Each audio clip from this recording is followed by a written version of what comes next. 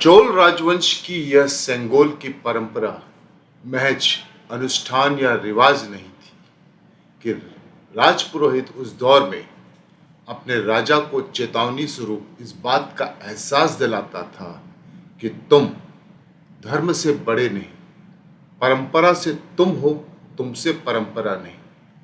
अपने राजधर्म का पालन इस राजदंड के अधीन होकर तुम्हें निभाना है, जो इस बात का एहसास दिलाने के लिए ही काफी था कि दंड संविधा के दायरे में वो राजा स्वयं भी आता था, उससे इतर नहीं।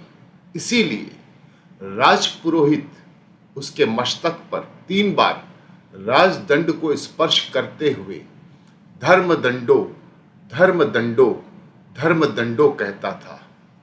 नमस्कार दोस्तों, हेलो, कैसे हो? चैनल में आपका एक बार पुनः स्वागत है। पंडित नेहरू ने 14 अगस्त को रात्रि 11:45 पे इस सैगोन की प्रक्रिया का पालन बाकायदा रीति रिवाज से किया था और उसके बाद उन्होंने वह ऐतिहासिक स्पीच 15 अगस्त वाली दी थी, जो आज भी इस देश के कई लोगों के मानस पटल पर अंकित है। यह और बात है कि ट्रांसफर ऑफ पावर की यह निशानी कालांतर में आनंद भवन में वॉकिंग स्टिक कब और कैसे बनकर महज प्रदर्शन का सामान बन गई, वो शोध का विषय हो सकता है, हम उस पर नहीं जाते।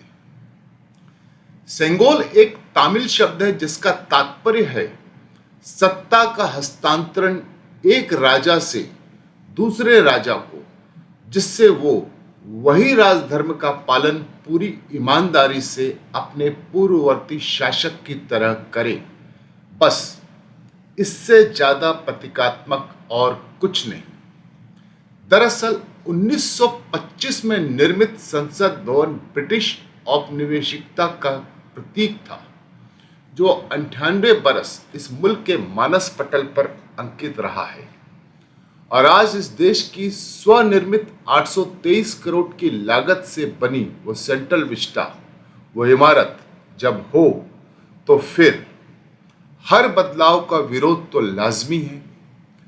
आदत में तब्दीली की वजह से यह अनर्गल सब तब्लीगे हो रही है, इससे ज्यादा और कुछ नहीं।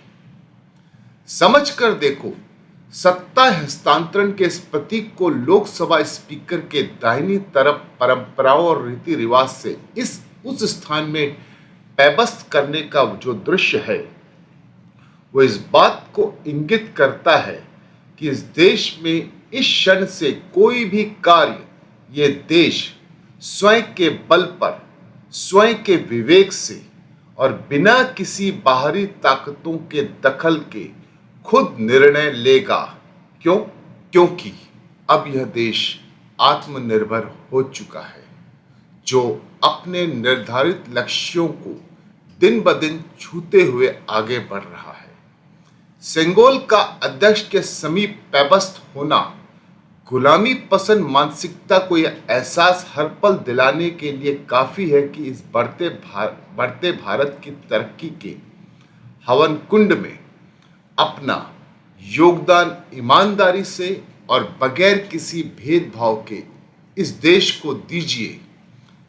और यही सूचना बार बार इस देश में चेतावनी स्वरूप तब देती है जब कभी उस देश की सरकार अपने राजधर्म के रास्ते से भटकने का प्रयास करती है। तब इस देश में धर्मदंडो धर्मदंडो धर्मदंडो की नाद सुनाई खुद ब खुद हमें समय समय पर सुनाई देती है। कभी संविधान के परिरूप में, कभी सुप्रीम कोर्ट की चेतावनी के रूप में और कभी चुनाव समर के परिणामों के स्वरूप में। यही इस देश के बहिरूप लोकतंत्र का स्वरूप है। नमस्कार।